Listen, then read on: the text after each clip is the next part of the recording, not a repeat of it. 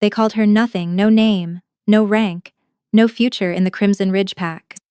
But when the Alpha King arrived for the execution, his golden eyes found hers in the crowd, and the most powerful wolf in the realm spoke a single word that shattered everything. Mine. The morning frost clung to the execution platform like crystallized tears, each surface glazed with ice that would soon be stained red. In the Crimson Ridge territory, where the mountains met the endless northern forests, the pack had gathered in the central courtyard to witness what they called justice. She stood at the very back, behind even the youngest pups, her head bowed beneath a tattered gray hood. No one spoke to her. No one looked at her. She was nothing, the pack's nameless omega, lower than the servants, less than the dogs that guarded the borders. 23 winters she had survived without a name, answering only to sharp commands. You there, Omega, or simply a snapped finger pointing at whatever filth needed cleaning. Move aside, nothing, growled Beta Thorn, shoving past her to get a better view. She stumbled but caught herself silently. Making noise would only earn her a beating later. The execution platform dominated the courtyard's center, where Alpha Roderick stood with his chest puffed out, silver beard gleaming in the weak morning sunday. Beside him knelt a young wolf she didn't recognize, barely more than a pup, perhaps 16 winters, with sandy brown hair matted with blood. This rogue, Alpha Roderick announced, his voice carrying across the assembled pack, was caught hunting on our lands. The Siomaras. The Siomaras. The friend, and Wasiv. The Siomaras. The friend, the Siomaras. The friend Hilpid. The friend Hilpid. The law is clear. Trespassers who cannot prove pack allegiance face death. The boy's thin shoulders shook. He was crying silently, and something in Nothing's chest twisted painfully. She knew that terror, that helplessness. How many times had she knelt like that, waiting for punishment for crimes she hadn't committed? Please, the boy whispered, his voice cracking. I was only hungry, my pack. They're all dead. The plague took them. I have nowhere. Silence! Roderick backhanded the boy, sending him sprawling. Crimson Ridge shows no mercy to the packless. Nothing's hands clenched beneath her patched cloak. The boy was alone, starving, orphaned, and they would kill him for taking a rabbit. Her wolf weak and suppressed, though it was from years of abuse stirred with unusual agitation. As Roderick raised his ceremonial blade, the crowd pressed forward eagerly. They loved executions, loved the reminder that they were better than someone, anyone. Nothing found herself moving too, not forward but sideways, slipping through the crowd like smoke. She didn't know what she intended to do. She had no power, no voice, no right to speak, power. But when Roderick's blade began its descent, her body moved without thought. Wait! The word tore from her throat as she flung herself onto the platform, covering the boy with her own body. The blade stopped inches from her neck. The courtyard fell silent, hundreds of eyes turning to stare at the Omega, who had dared to speak, dared to interfere. Roderick's face turned purple with rage. You dare! That's when the howls began. The howls grew louder, primal and commanding, echoing from the mountain passes. Every wolf in the courtyard froze, their heads turning toward the sound. Nothing had heard dominant wolves howl before, but this was different. These carried an authority that made her wolf want to bare its throat in submission, even from a distance. The Alpha King, someone whispered, and fear rippled through the crowd like wildfire. Roderick's blade trembled in his hand. Impossible. He wasn't supposed to arrive until the courtyard gates exploded open, not from force but from the sheer presence of the wolves that entered. They moved like living shadows, their forms massive and intimidating. At their center walked a man who made every other alpha Nothing had ever seen look like pups playing at dominance. Alpha Kingkale Nightbane stood nearly 7 feet tall, his midnight black hair falling past his shoulders, golden eyes scanning the crowd with predatory assessment. Power radiated from him in waves that made weaker wolves whimper, and strong ones struggle not to kneel. He wore no crown, needed no symbols of authority. His presence alone commanded absolute obedience. Nothing kept her body covering the boy, though every instinct screamed at her to submit, to disappear, to become invisible as she'd learned to do.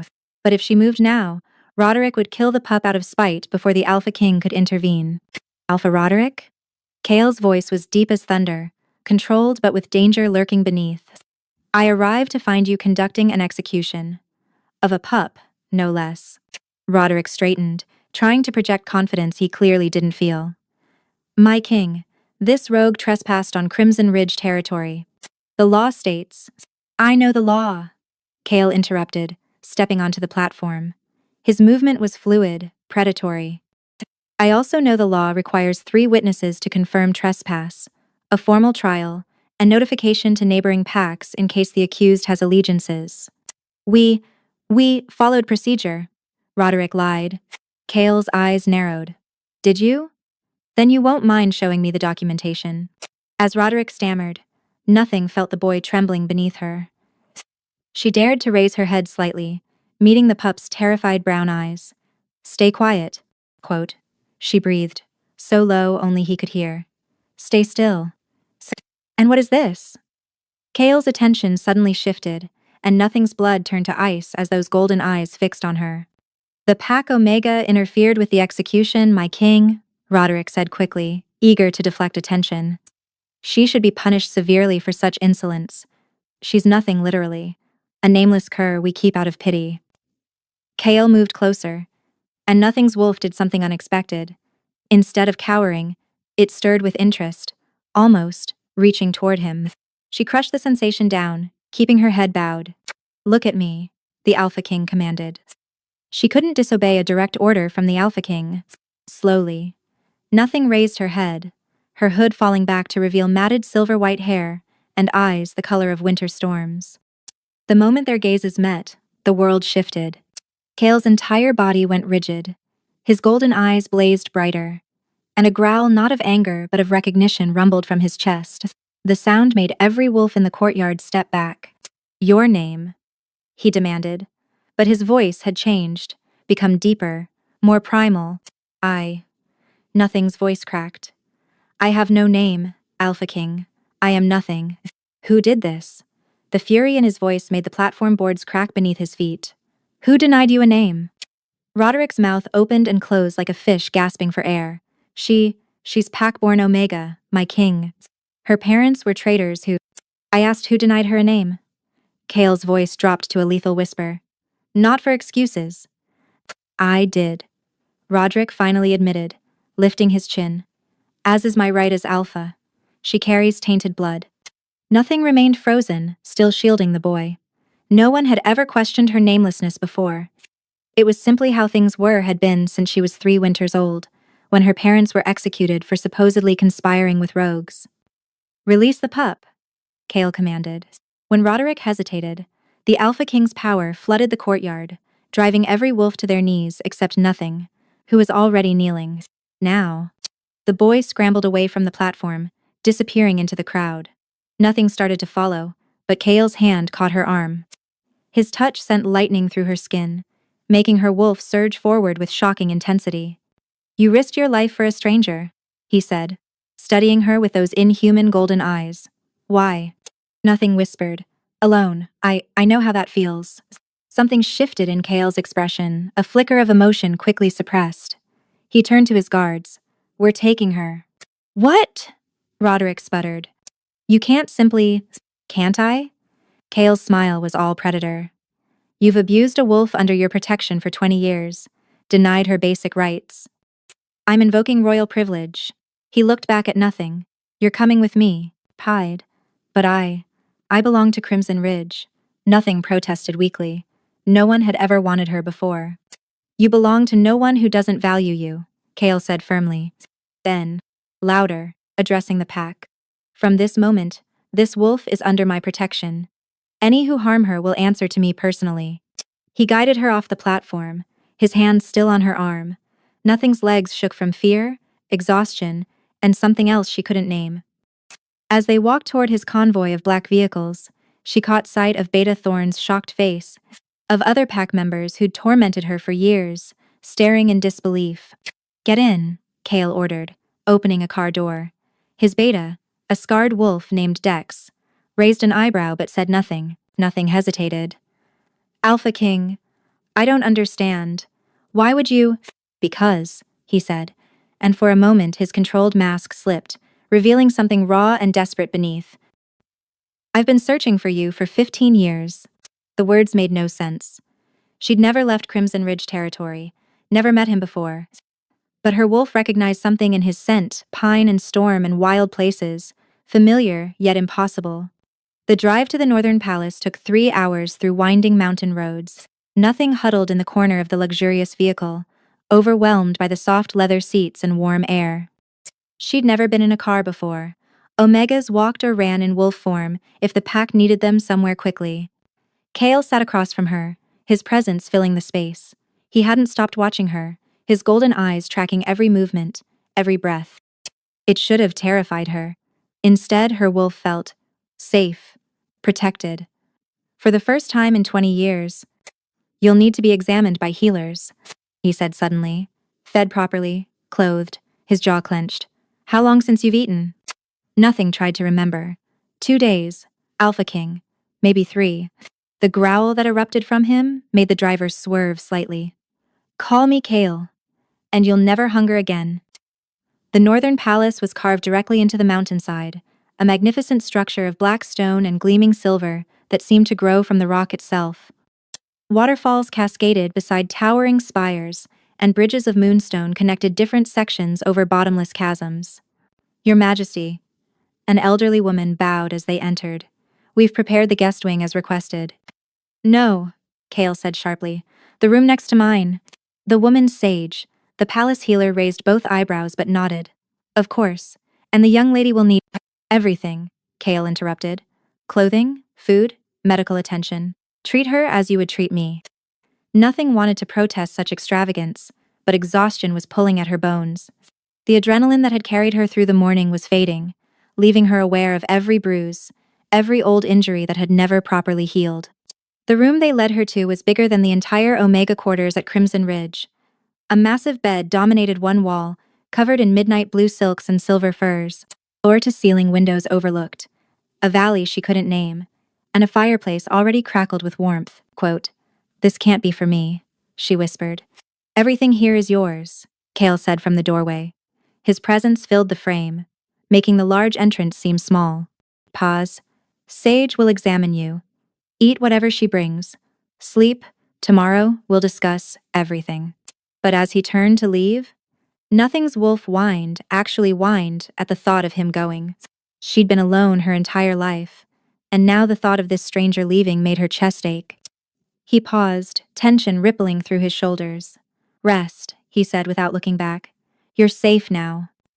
Sage's examination was gentle but thorough. The elderly healer's expression grew increasingly grim as she catalogued old breaks, scars, evidence of prolonged starvation. "Child," she said softly, "what did they do to you?" "Nothing more than what a nameless Omega deserves." Nothing replied automatically. "No one deserves this," Sage said fiercely. "No one." After a bath, her first hot bath in memory, and a meal of soup and bread that tasted like heaven, Nothing found herself alone. The bed was too soft, too warm. She'd slept on stone floors for 20 years. This felt wrong, dangerous, like a dream that would shatter if she relaxed too much. She curled up on the floor beside the bed instead, wrapped in one of the smaller furs.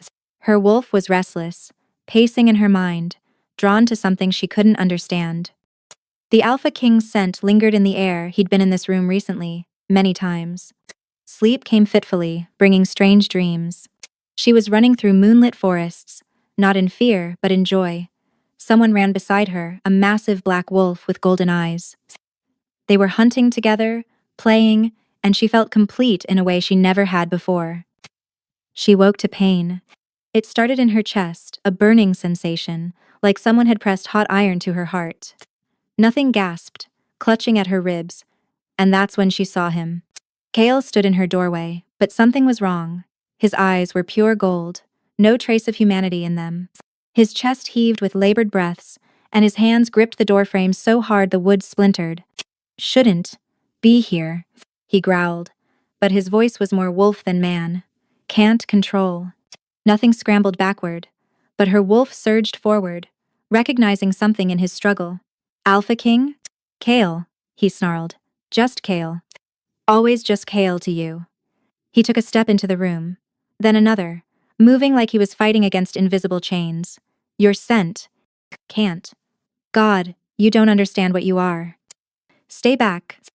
Nothing whispered, but her wolf was doing the opposite, pulling her toward him with frightening intensity. What's happening to you? Kale fell to his knees, his transformation beginning, claws extending, bones shifting. True mate, he gasped out. You're my true mate. Known since I caught your scent at Crimson Ridge. But you don't. You can't feel it yet. Too weak, too suppressed, true mate. Nothing had heard the term in whispered stories. Wolves destined by the moon goddess herself to be together, two halves of one soul. But it was legend, myth. And she was nothing, nobody. How could she be anyone's mate, let alone the Alpha King's? That's impossible, she breathed. Your parents. Kale forced out through gritted teeth, fighting his wolf for control. They didn't betray anyone. They tried to bring you to me. You were, promised to me, born under the same moon, same hour. The oracle confirmed it when you were born. Nothing's world tilted. What? Roderick knew. He killed them, kept you, broke you, so you could never challenge his claim to Crimson Ridge. Kale's transformation reversed slightly as he spoke, anchoring himself with truth. Your real name. Your parents named you Lyra Moonweaver, last of the Silver Wolf bloodline, Lyra. She had a name. After 20 years, she had a name. Silver wolves are myths, she protested weakly. Look at your hair, Kale managed. Your eyes during the full moon. Why do you think Roderick feared you so much? Silver wolves are kingmakers, queenmakers, the strongest bloodline in our history, and you're the last. Tears streamed down her face. If all this is true, why didn't you come sooner? Roderick told everyone you died with your parents. I've searched every pack, every territory. Today was inspection, but I came for him to punish him for other crimes. Finding you. His control slipped again, golden eyes blazing. My wolf wants to claim you, now. But you're too weak, too hurt. It would kill you. The burning in her chest intensified. And suddenly, Lyra understood. She could feel it now. A gossamer thread connecting her soul to his, weak but undeniable. Her wolf recognized its other half, and was screaming to complete the bond. Get out! She gasped, as her own control started slipping. Please, before we do something that can't be undone. But Kale was already moving. Not away but toward her, drawn by instincts older than civilization. Can't, he growled. 15 years of searching. My wolf won't let you go again. He reached for her, and the moment his hand touched her face, the world exploded. Power, raw, ancient, magnificent surged between them. Lyra's wolf, suppressed for 2 decades, roared to life. She could feel her eyes shifting to silver, could feel strength she'd never known, flooding her veins. No, Kyle jerked back, horror replacing desire. Too much. You're not ready. Your body can't. But it was too late. The bond had started forming, incomplete but undeniable. Lyra convulsed as 20 years of suppression shattered at once. Her wolf was trying to emerge, but her body, weakened by years of abuse, couldn't handle the transformation. She heard Kale roar for Sage, felt him gather her into his arms, his warmth the only thing anchoring her to consciousness. Stay with me, he commanded. Lyra, stay with me. Lyra, her name, she was somebody, she was his. Darkness claimed her as her body began the impossible task of becoming what it had always meant to be. Lyra woke to arguments, voices raised in anger beyond her door. You could have killed her, Sage's voice, uncharacteristically sharp. 20 years of suppression can't be undone in a moment. I know. Kale's response was raw, self-loathing. My wolf. I couldn't control it. Her scent, her presence. We've waited so long. And you'll wait longer if she dies from your impatience. Lyra tried to sit up, gasping at the strange sensations coursing through her body. Everything felt different, sharper, clearer, more. She could hear heartbeats 3 rooms away, smell emotions in the air, feel the moon's position, though it was midday. The door burst open. Kale stood there, his face haggard, dark circles under his golden eyes. You're awake. What did you do to me? Her voice came out stronger than expected, with an undertone of power that hadn't existed before. Quote, I started something I shouldn't have, he said, not entering the room. The mate bond. It's partially formed now. Your wolf is awakening after 20 years of dormancy. Your body is trying to become what it should have been all along. I feel like I'm burning from the inside. That's your silver wolf heritage activating. It should have happened gradually, through your teenage years. Instead, he ran a hand through his hair. I'm staying away. No contact until you stabilize. But even as he spoke, Lyra felt the pull an invisible rope trying to drag her toward him. Her wolf whined at the thought of separation. For how long? As long as it takes. Days passed in agony. Lyra discovered that partial mate bonds were torture. She could feel Kale's emotions, his guilt, his desire, his iron control keeping him away. Her body alternated between fever and chills, between human and something else entirely. Sage tended her with herbs and ancient remedies, but nothing eased the ache of incompletion. Just let him visit. Lyra pleaded on the third day. Absolutely not, Sage said firmly. Your wolf is imprinting on his. If he comes near you now, neither of you will be able to resist finishing the bond. And in your current state, a full mating would shatter your body completely. But knowing Kale was just rooms away, feeling his parallel suffering through their connection, was its own kind of torture. Lyra found herself pacing at night, drawn to the wall that separated their chambers. Sometimes she could hear him on the other side, his breathing ragged, his control fraying. On the fifth night, she couldn't stand it anymore. Her wolf was stronger now, strong enough to attempt transformation. The shift was agony, bones breaking and reforming, skin tearing and healing. But when it was done, a silver wolf stood where Lyra had been. Not the common gray or brown of normal wolves, but pure moonlight silver, with eyes like liquid mercury. She slipped from her room, padding through marble halls on silent paws. Her wolf knew exactly where to go, following a scent trail that sang to her very soul. She found him on a balcony overlooking the valley, human in form but radiating wolf energy. Lyra. He didn't turn, but she could see his hands gripping the stone balustrade. You shouldn't be here. She shifted back, not caring that the transformation left her in only a thin nightgown. I can't do this.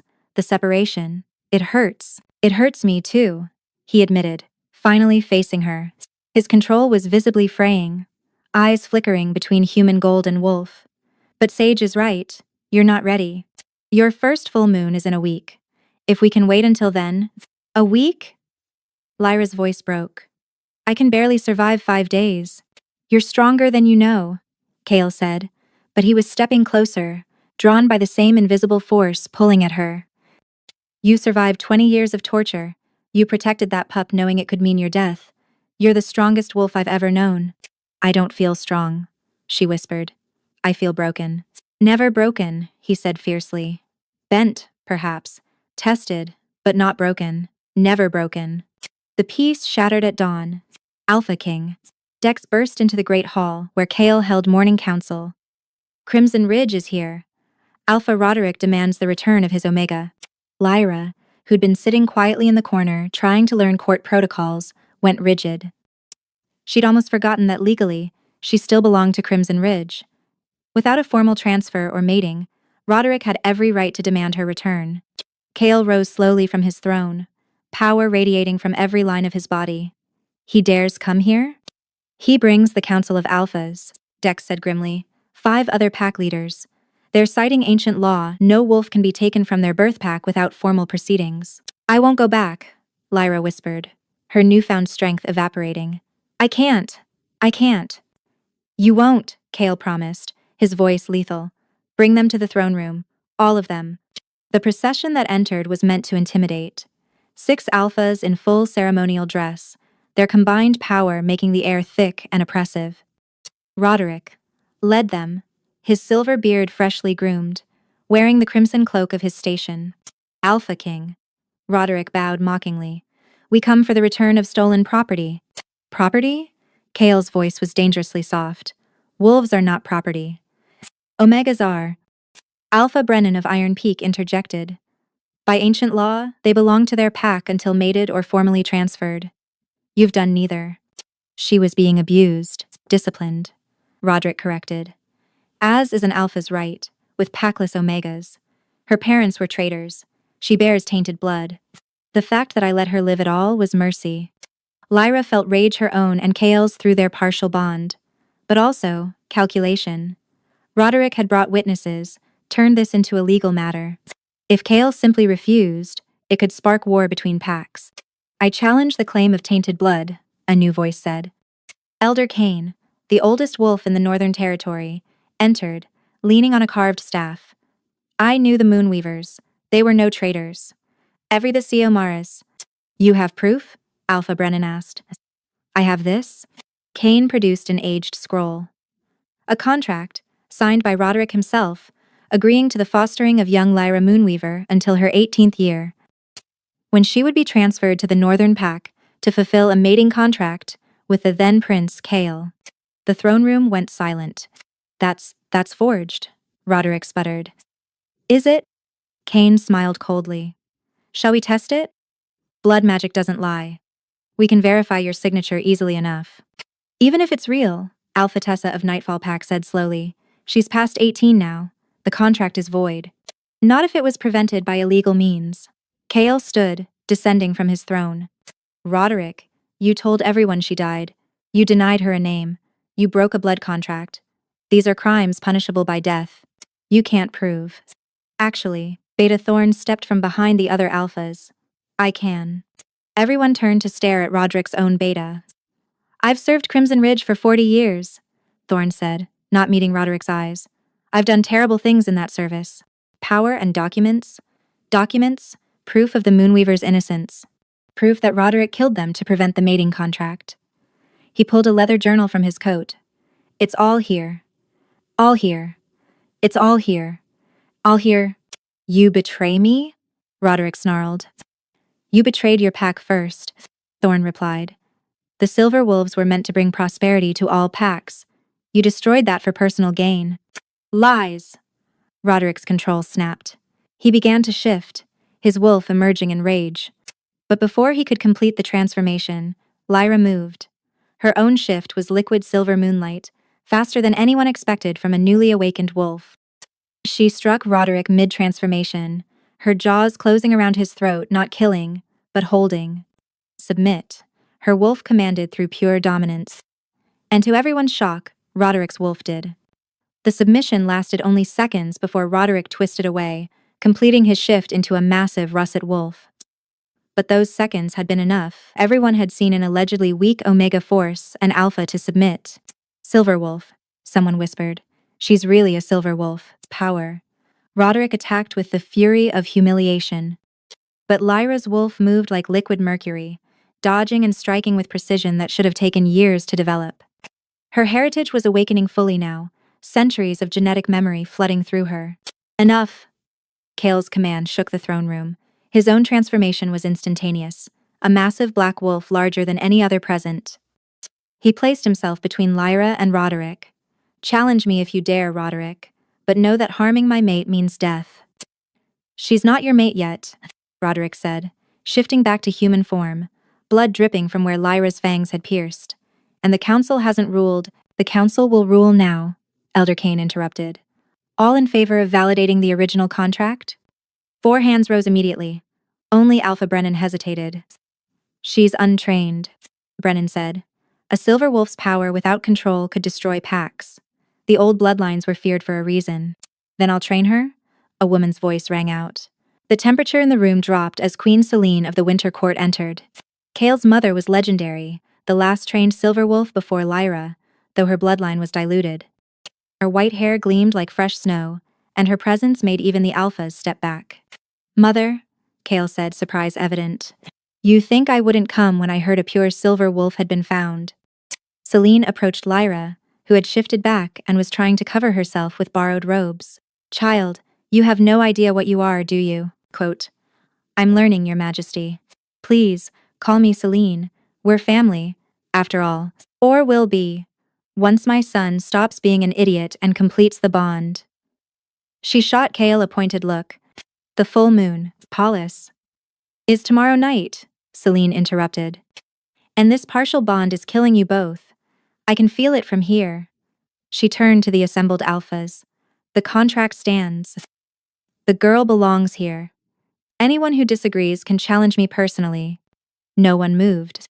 Furthermore, Celine continued, Roderick Grimfang is hereby stripped of his alpha status for crimes against the Silver Wolf bloodline. Beta Thorn, you'll serve as interim alpha until Crimson Ridge can elect a new leader. You can't, Roderick began. Celine's power flooded the room, bringing every wolf to their knees except Kale and Lyra. I am Queen Mother of the Northern Realm, last recognized Silver Wolf until today, and keeper of the old laws. Yes, Roderick, I absolutely can. But Roderick had one last card to play. As the alphas began to disperse, he pulled something from his cloak, a vial of viscous black liquid, pies, wolfsbane concentrate. He smiled madly. If I can't have her, no one can. He threw it at Lyra. Time slowed. Kale roared, diving toward her.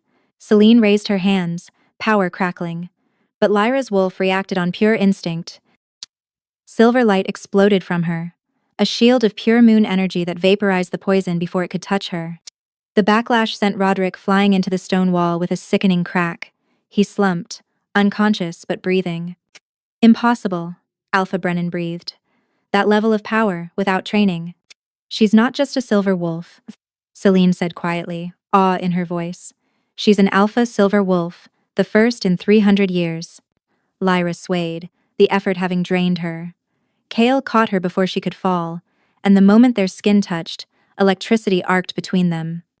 The partial bond flared, demanding completion. Tomorrow, Kale growled, his control hanging by a thread. Full moon tomorrow, tired. But tomorrow never came as planned. Lyra woke in the healing chamber, her body on fire.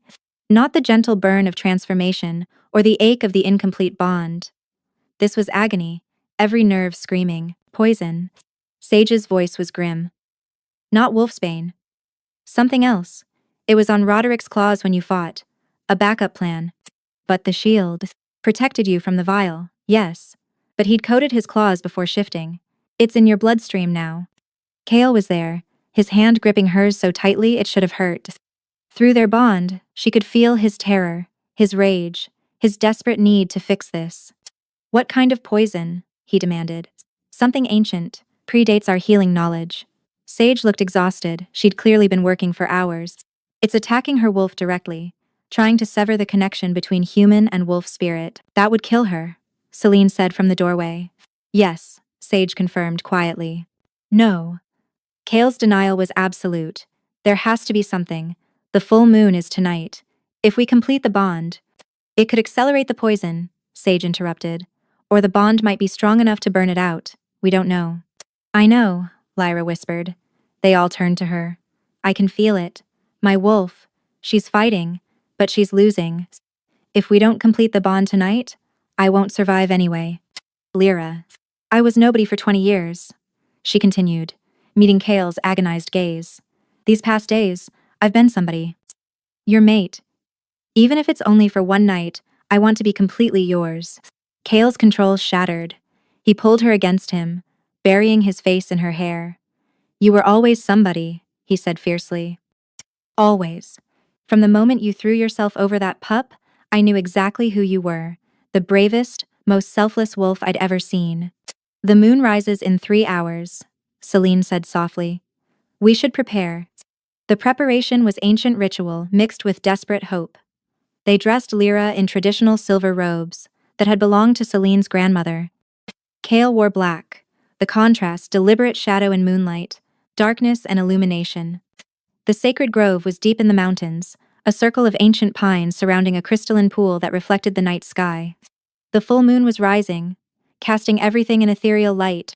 Are you sure? Kale asked one final time. They stood at the pool's edge, the pack arranged in witness circles around them. P2. I've never been more sure of anything, Lyra replied. Even if this kills me, I'll die as myself. As Lyra Moonweaver, mate to Kale Nightbane, Silver Wolf of the Northern Realm. The ceremony began with the ancient words, spoken by Elder Cain in the old tongue. But as the moon reached its apex, Lyra convulsed. The poison was fighting the ritual, trying to tear her wolf away just as the bond sought to merge two souls. She screamed, falling to her knees. Black veins spread across her skin like twisted vines. Fight it, Kale commanded, his own power wrapping around her. Fight, Lyra. Your wolf is stronger than any poison. but she was losing. She could feel her wolf spirit being pulled away, separated from her human side. Soon, she would be neither human nor wolf, just empty flesh, dying under the moon that should have blessed their union. "I'm sorry," she gasped. "Kale, I'm so sorry." "Kyle." "No," he snarled. And then he did something forbidden. He began the claiming bite before the ceremony was complete, sinking his fangs into the junction of her neck and shoulder. The pack gasped. To claim outside the ritual was dangerous for both parties. But as Kale's fangs pierced her skin, something extraordinary happened. Poison. The claiming bite should have been the end, either completing their bond or killing them both. Instead, Kale absorbed the poison into himself.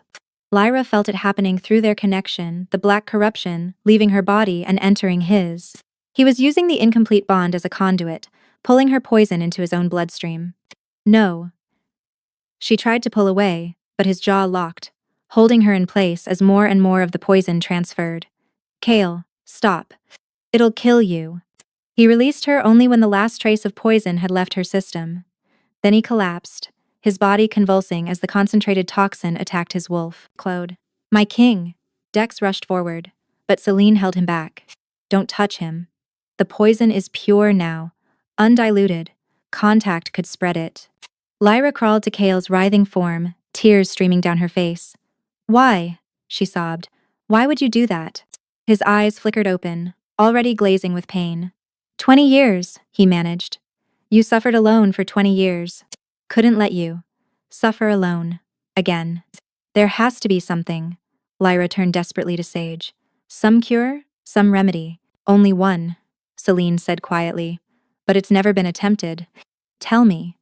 "A true silver wolf's blood, freely given under the full moon, might neutralize the poison. But Lyra, you're newly awakened, Perseid. The amount of blood required could drain you completely. Then we do it. You could die. We'll both die if we don't." Lyra's wolf surged forward, her eyes blazing silver. "He's my mate, my other half. I won't let him go." Without waiting for permission, Lyra shifted partially, just her claws extending. She slashed deep across her wrist, deeper than ceremonial cuts, deep enough that blood poured freely. "Drink," she commanded, pressing the wound to Kale's lips. At first, nothing happened. Then his wolf instincts kicked in, and he drank deeply. The blood glowed silver as it passed from her to him, carrying her power, her essence, her very life force. The black veins on his skin began to recede, but Lyra was weakening, her vision blurred, her body swaying. "Enough!" Sage tried to intervene. "Come say." "No," Lyra held on. "Not until he's healed, not until—" She felt the moment the poison broke, shattering under the onslaught of silver wolf blood. Kale's eyes snapped open, fully golden and clear. He saw her pallor, the blood still flowing, and reacted instantly. His own fangs pierced his wrist, and he pressed it to her mouth. "Drink," he commanded with alpha authority. "Complete the circle." The exchange of blood under the full moon, freely given by both parties. It was the oldest mating ritual, predating all ceremonies and traditions. As Lyra drank, she felt their souls merging completely. Not just the partial bond anymore, but total unity. Power exploded from them, silver and shadow intertwining. The pack fell to their knees as ancient magic filled the grove. The pool began to glow. The trees sang with wind that touched nothing else, and overhead, the moon itself seemed to pulse brighter. When it ended, Lyra and Kale knelt facing each other, breathing hard. The claiming marks on both their necks glowed briefly silver, before fading to sacred scars. "Mine," Kale breathed. "Yours," Lyra confirmed. Then, with a smile that transformed her face, "And you're mine." "Always," he agreed, pulling her into his arms. The completed bond changed everything. Lyra woke the morning, after the claiming, to find she could sense every wolf in the northern palace. Their emotions, their loyalties, their strengths and weaknesses. All of it flowed through her awareness like water. "It's the silver wolf gift," Celine explained, sitting beside her bed. "You're not just Kale's mate now.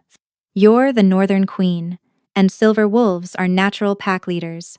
Every wolf in the realm will feel drawn to you, person." "It's overwhelming," Lyra admitted, pressing her palms to her temples. "It will be, at first, but try focusing on just one wolf. Dex, for instance. Lyra concentrated, and suddenly she could sense Kale's beta clearly. He was in the training grounds, sparring with younger wolves, teaching them patience alongside strength. His loyalty to Kale was absolute, but underneath, she sensed his worry about whether she was strong enough to stand beside their king. He doubts me, she said. Then show him he's wrong. Celine smiled. Show them all. The first test came sooner than expected.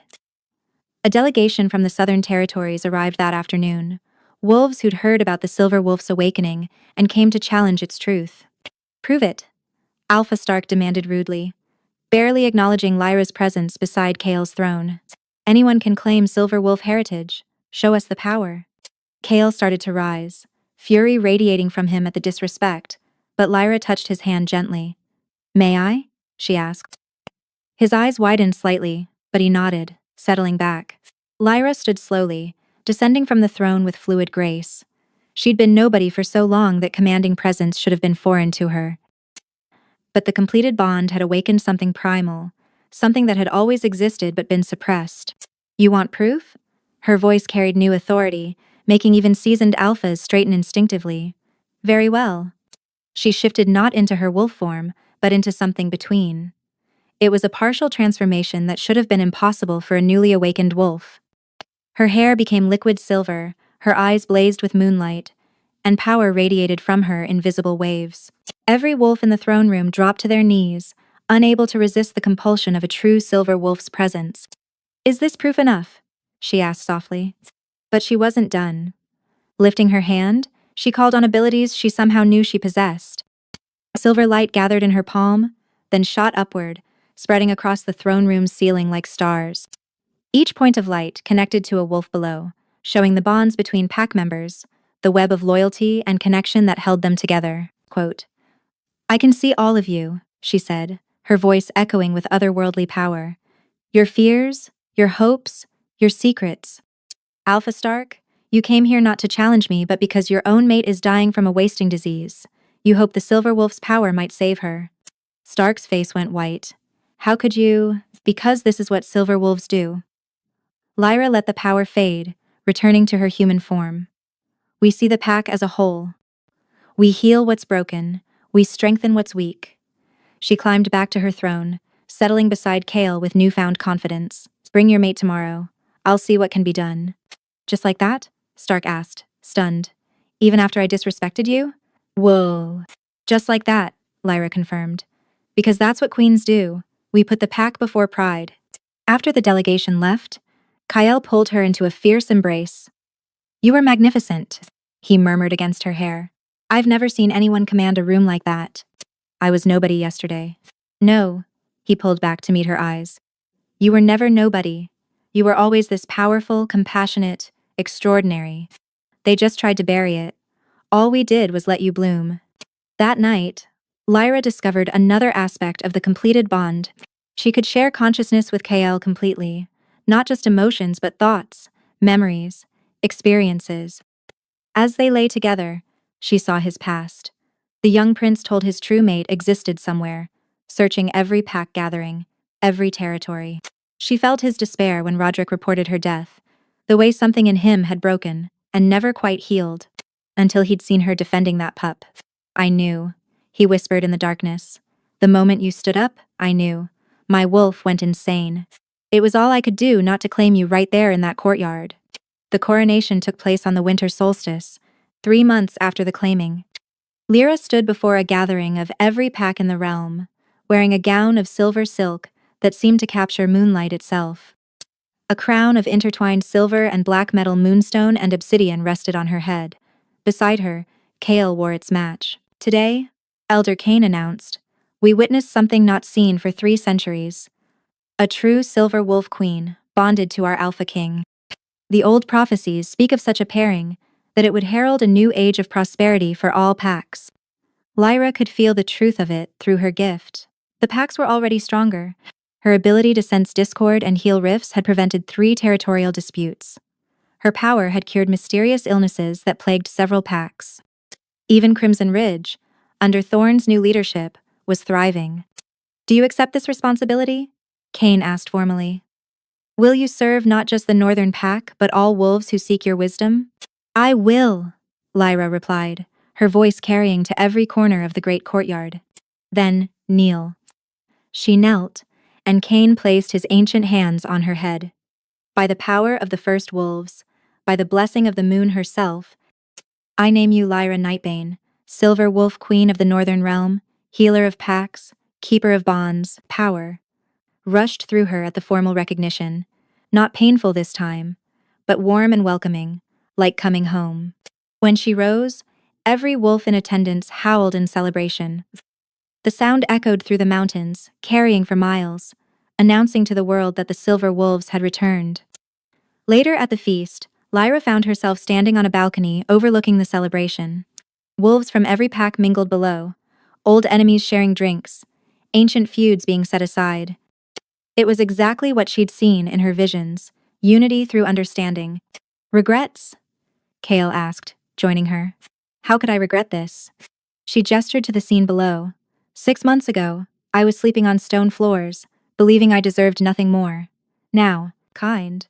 Now you're exactly where you always belonged, he finished. My equal, my queen, my mate. She turned to face him fully. That morning at Crimson Ridge, when I threw myself over that pup, did you really know? Or did you just hope? I knew, he said simply. My wolf knew. It's why I couldn't stay away those 5 days, even though I tried. Why I kept coming to your room at night. That was real? Lyra's eyes widened. I thought I was dreaming.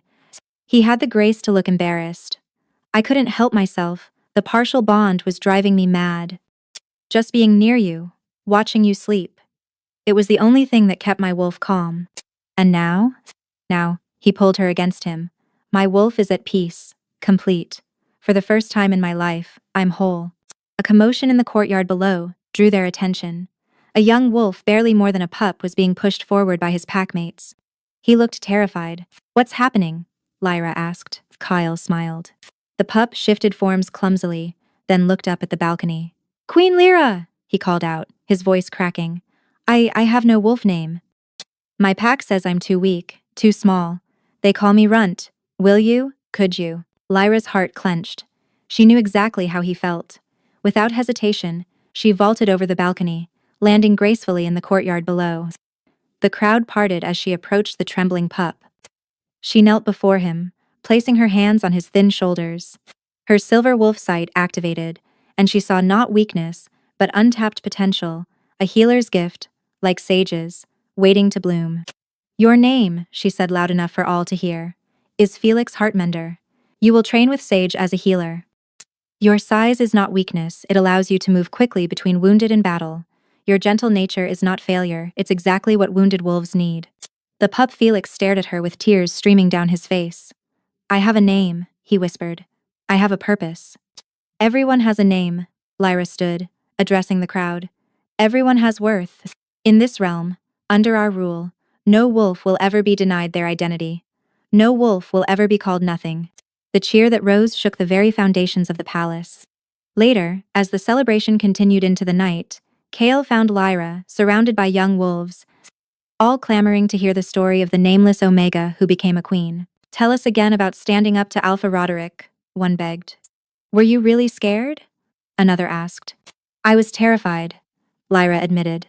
But sometimes the right thing to do is also the scariest. As she told her story, their story, Kale felt their bond pulse with contentment. They had found each other against impossible odds, survived what should have killed them, and emerged stronger than either could have been alone. The prophecy Cain had mentioned spoke of the Silver Wolf Queen bringing a new age of prosperity. But watching Lyra with the young wolves, seeing how she gave hope to the hopeless and names to the nameless, Kale knew the truth. She wasn't just bringing prosperity. She was bringing revolution, a fundamental change in how packs treated their most vulnerable members. And he would stand beside her through all of it, his darkness balancing her light, his strength supporting her compassion. My queen, he murmured through their bond. My king, she replied without looking up, her mental voice full of love and laughter. My mate, my home. As the moon rose full and bright above them, blessing their union once more, Lyra reflected on the journey that had brought her here. From nothing to everything, from nameless to named, from nobody to queen, power. But most importantly, from alone to loved. She was Lyra Nightbane, Silver Wolf Queen, Mate to the Alpha King. And she was finally, truly, completely whole.